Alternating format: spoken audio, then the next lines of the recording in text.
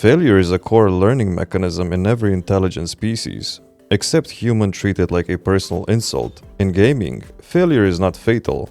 You do not lose your home, your job, or access to oxygen. Yet, the emotional outburst caused by a digital game over rivals that of a real-world disaster. Why? Because games simulate stakes. They condense effort and reward into tight feedback loops. A missed jump in Super Mario can represent 20 minutes of progress loss. In that moment, your brain equates it with real loss. You scream, you restart, you call your controller names that would terrify a toaster. This response is deeply psychological. When you invest time, attention, and skill into a task, even a fictional one, your sense of identity attaches to the outcome. Games trick your brain into believing the avatar is an extension of yourself. Losing a match isn't failing a task, it's being rejected by the game world. And because it is a safe environment to express frustration, many humans let their inner volcano erupt. Rage becomes theater, a controller becomes a prop, and the living room turns into a Roman Colosseum of emotions. Ah yes, the noble ritual of throwing a controller at the wall because a cartoon plumber didn't make the jump. Bravo, Earthlings! That will definitely improve your Wi-Fi connection. Pro tip: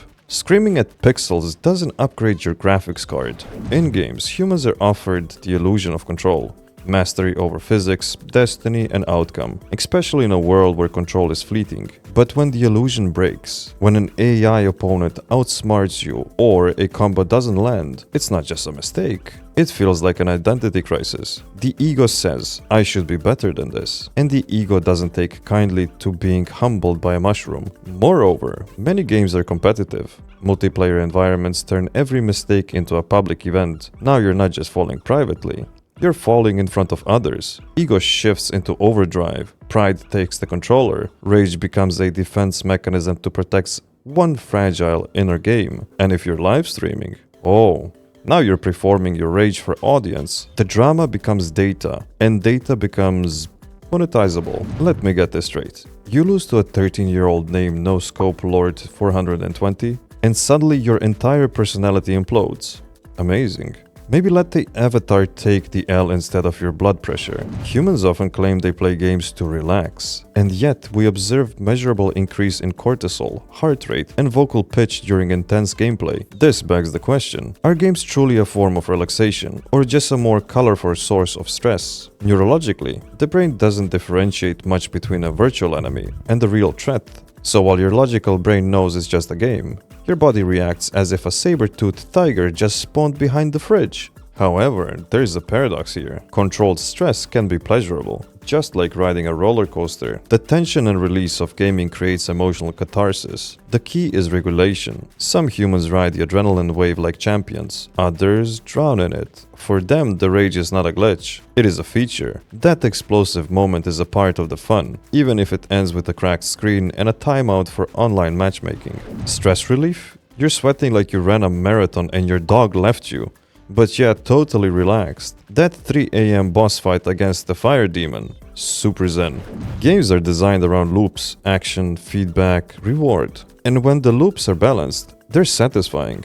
When they're off, frustration kicks in. A boss with unfair hitboxes, a level with no checkpoints, lag that turns precision into chaos. This is when a human enters what we call loop of spiral rage. Instead of stepping away, they double down. One more try. One more death, one more expletive yelled into the void. Their rational brain knows they should stop, but the ego, the sunk cost fallacy, and the need to win over all logic. This loop is addictive. Every failure increases the desire to beat the system, and every moment spent reinforces the illusion that victory is right there. It's a psychological trap disguised as entertainment. The real challenge isn't beating the level, it's knowing when to turn the console off. But few do. Rage becomes ritual. It's how they signal investment. Ironically, the more a player screams at a game, the more they prove how deeply they care about it. So just to recap, your idea of fun is losing, yelling, retrying, failing, and then rage quitting while whispering, "That game was trash." You humans don't play games. Games play you. When a human finally wins, after countless retries, dozens of failures, the reward isn't just a victory screen, it's emotional validation. It's a proof they endured, adapted, and triumphed. That rush of dopamine, it's the same neural cocktail triggered by real-world achievements, only faster, simpler, cleaner. Games strip life down to binary, and when you win, you feel seen, worthy, powerful. This is why humans chase wins, in games even harder than in real life. In the game world, rules are clear, progress is visible, success is measured. Reality doesn't offer that kind of neat scoreboard. So you rage, because failure here stings more, precisely because the win would feel so good. The higher you rage, the sweeter the redemption. And some of you even streamed the whole thing so strangers can watch you triumph and validate your efforts with emojis. You beat a bunch of glowing shades and now you're the emperor of your living room. Bravo, go ahead, flex on your cat. He doesn't care.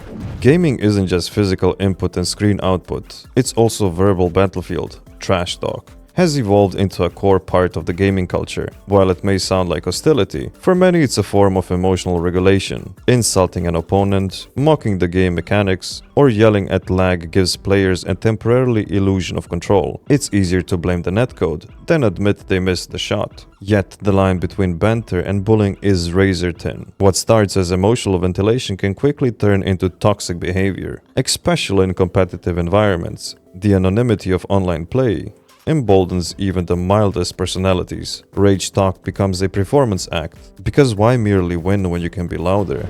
Oh sure, scream noob at your screen, that will definitely improve your aim. Next time maybe scream in Morse code. At least the universe might understand you. Modern multiplayer games are pressure cookers. Timed matches, ranked ladders, shrinking zones. Every moment counts, every mistake is punished, the stress is designed. Developers construct these systems to keep players on edge, because tension equals engagement. Rage is not a side effect, rage is a metric. The more emotionally invested the player, the longer they stay. And the longer they stay, the more likely they are to spend money, recruit friends, or tattoo the game logo on their forearm. This emotional intensity hijacks the nervous system. Your heartbeat rises, palms sweat, muscles tighten. The brain can't tell if you're escaping a lion or losing in Fortnite. And the aftermath? You either feel like a champion or a walking time bomb ready to scream at your Wi-Fi router. Gaming becomes less about fun and more about surviving the emotional onslaught of a digital war zone. Imagine being hunted by a pixelated banana with a sniper rifle while your internet cuts out. It's not entertainment, it's a psychological dodgeball in HD. Gaming rage amplifies under observation. When others are watching, friends, strangers, livestream audiences, the pressure increases. Performance anxiety kicks in. A failed jump or misfire shot isn't just a personal mistake, it's a public embarrassment. And nothing fuels human rage quite like perceived humiliation. So you yell, you punch the desk, you blame the lag, because it's easier to project frustration than to admit failure under watchful eyes. Streaming platforms have turned rage into content. Viewers tune in because they expect the chaos. Meltdowns are monetized, outbursts go viral. The performance of frustration becomes part of the entertainment loop. Rage becomes a character trait, and the internet, it rewards the loudest, not the calmest. Not just for yourself, but for the algorithm. Translation: you're yelling for likes. Anger is your clickbait. Congrats, Gladiator. You've turned emotional instability into a business model. So here's the paradox. Rage in gaming is both a problem and a feature. It is a sign of engagement, passion, and immersion, but also a window into emotional volatility, impulse control, and the frugality of digital identity. Humans project their self-worth onto games. A win means you're smart, skilled, superior. A loss? Well, clearly the game was rigged, or the controller is broken, or the sun was in your eyes, indoors. Games don't just simulate challenge. They simulate ego warfare, and every pixel you punch is a reflection of the internal battle to prove your value. Rage isn't random, it is a mirror. But the good news is, it is a mirror you can learn from, because every tantrum reveals what matters to you. Every outburst is an invitation to ask, why does this matter so much? And who are you when the screen turns off? Who are you? Easy. A heroic warrior of justice. Smasher of keyboards, vanquisher of agronomic chairs. When the controller dies, so does your kingdom. Long live the rage. Until bedtime.